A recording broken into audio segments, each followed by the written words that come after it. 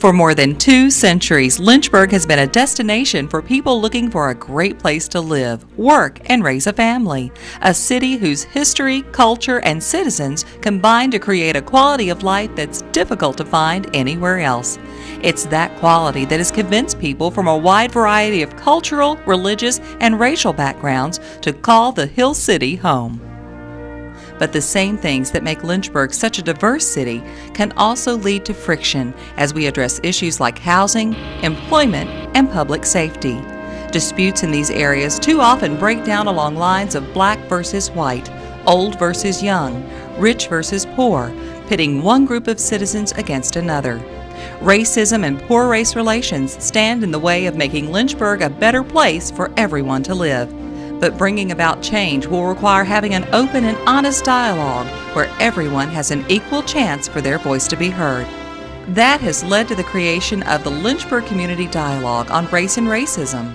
When you tend to discuss issues in sound bites or through newspapers, I don't think it's very productive. And so I was looking for a mechanism that groups of regional people could sit down around a table and in an environment that they could have open dialogue and honest dialogue and actually try to struggle with some of these issues. They're not easy issues, and so we thought, you know, it'd be a good thing to do. Right, because it does take, it is. That's where a process called study circles can help. Study circles are small groups of people from many different backgrounds who commit to meeting once a week for 6 weeks to talk about issues in their community. Sure to explain that you respect their feelings and are trying to help all members of the group understand. Remind people that no one can know exactly what it feels like to be in another person's shoes. Trained facilitators lead these discussions by using a tested set of principles and tools to set guidelines that encourage everyone to speak openly and honestly about the issues. In Lynchburg, the Study Circles program is already underway. About 60 people took part in a pilot program last fall that gave them and their facilitators a better understanding of how the process works. I think it's a great opportunity that has brought people together to talk about differences and to talk about, you know, what we have in common, but also how we're different and how we can appreciate each other's differences too. After first getting to know each other, many participants found it easy to open up to the group without fear of repercussion or criticism. It started off a little slow, but then as the group got to know each other a little better and we learned about each other, then the groups went pretty well. I think each individual person brought their own individual talents to the group, and that's what made our group so successful. One of the most important things that absolutely has to happen is that you have to have individuals who want to participate in this process. They're willing to say the things that are taboo. They're willing to say the things that hurt. They're willing to disclose those issues that actually affect us, but no one wants to take responsibility for. No one wants to talk about them. No one wants to take the time to make a difference. Rather, you keep coming back for at least 6 consecutive weeks.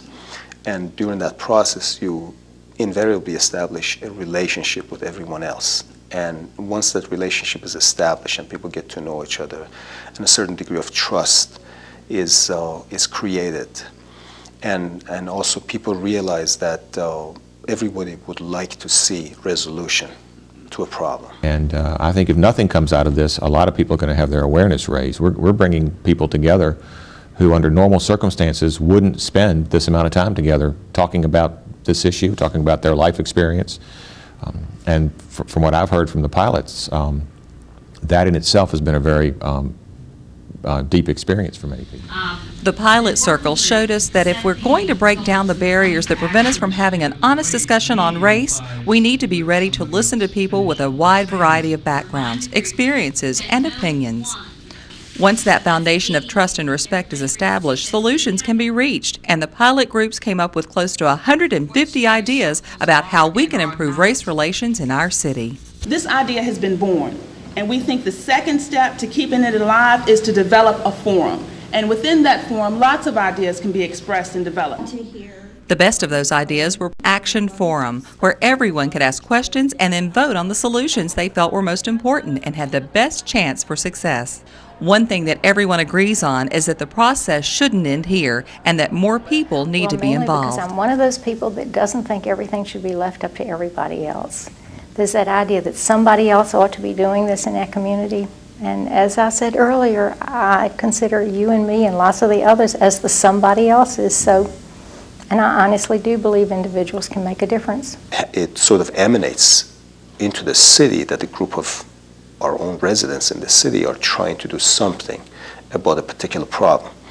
And that if we go through the process of communication as a first step, then we can see what else can be done. Yes, but not everybody trusts everyone. So we know the process works when enough people agree to make the commitment to come together and find some common ground and come up with some answers to our problems.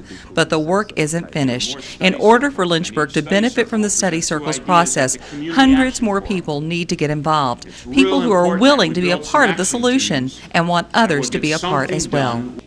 Well, if you want your voice to be heard, you need to get involved in the study circles, because a lot of times we just sit back and talk about change, but now you have a chance. You have a chance to come in and get something done and for your voice to be heard. That circle is actually a very small community of people with specific ideas and specific aspirations trying to do something. And you think that, well, you know, if a small group of people can do that, a large group of people can do it as well. Can 6 weeks of meetings end our problems with race and racism? No, but they will help build the relationships necessary to identify the solutions and turn them into action in reality. But it's not possible without your help.